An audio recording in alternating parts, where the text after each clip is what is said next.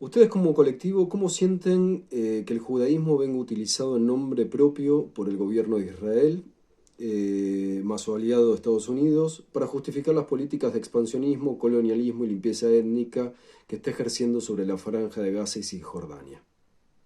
Nosotros tenemos distintas posiciones hacia adentro, pero en general muchos creemos y somos muy críticos de la idea que realmente tenga que existir un Estado judío.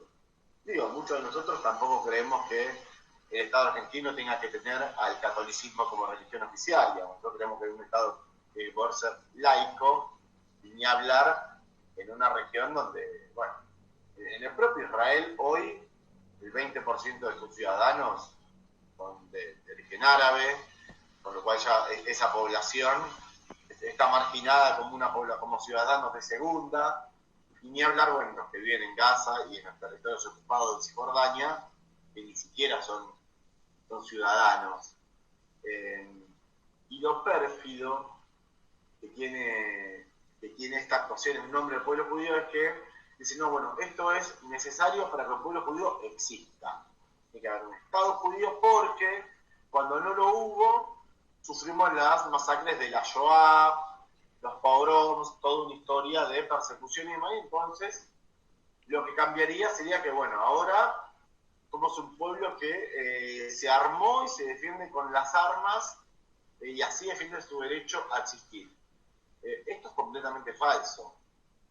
De hecho, hay una tradición que nosotros sí reivindicamos, que tiene que ver con un pueblo que se arma, que es, por ejemplo, el levantamiento del gueto de Varsovia, los partisanos. Existió toda una tradición y una resistencia a esa persecución al pueblo judío, pero que no tiene nada que ver con tener una política colonialista, de apartheid, sobre el pueblo palestino, porque además no tiene solución.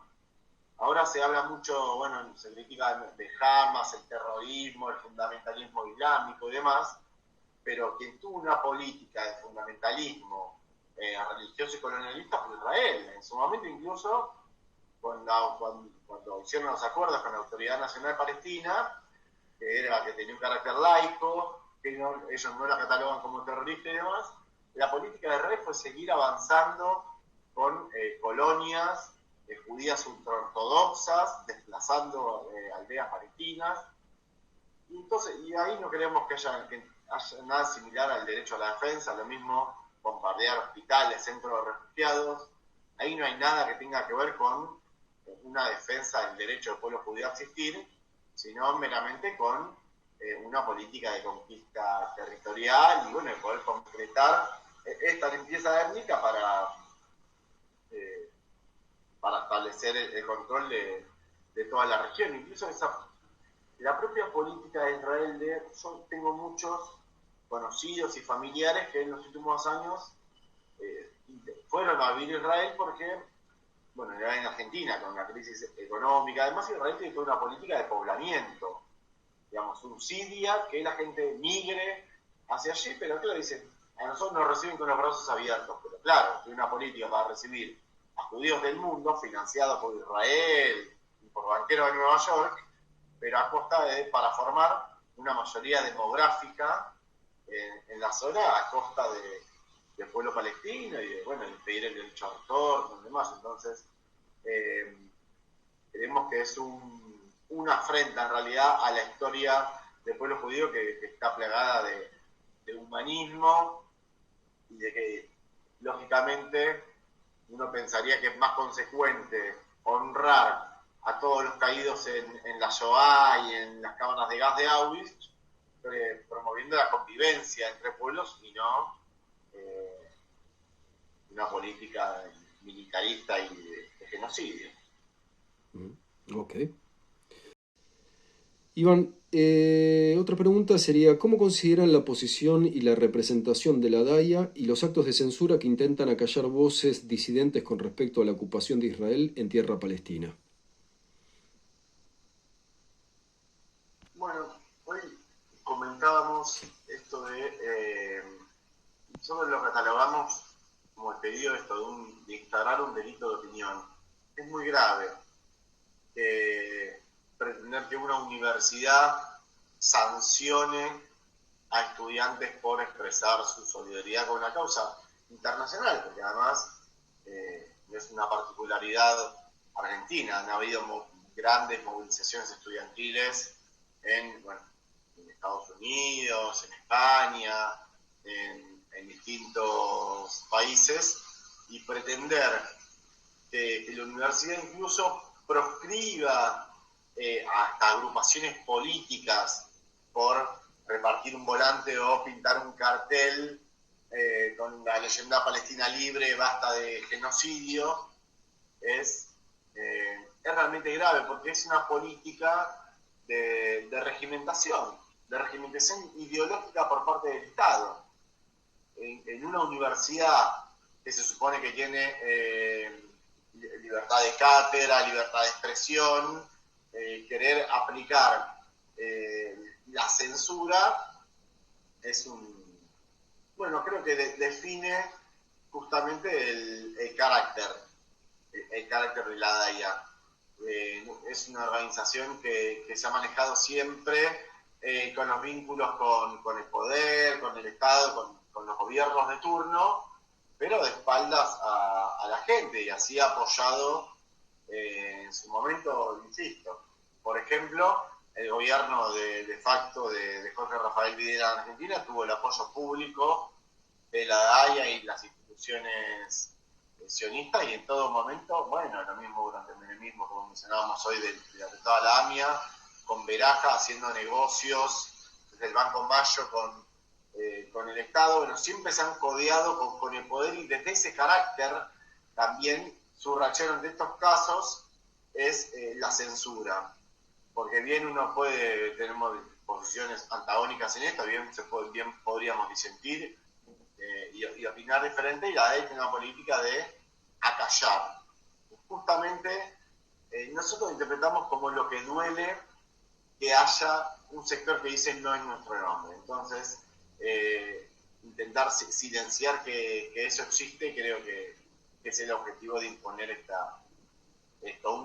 utilizar al Estado como policía de pensamiento, si se quiere. Yo no sé si ustedes tienen conocimiento, pero ¿cómo se podría extrapolar esto llevado al caso de Israel? Lo que sucede, digamos, como esta cuestión de seguramente acallar voces disidentes al interno del Estado israelí, dentro de Israel obviamente. No sé si tienen algún conocimiento al respecto. Bueno, lógicamente incluso pasa que a veces nos cuesta recabar información que no sea la información oficial de los medios israelíes.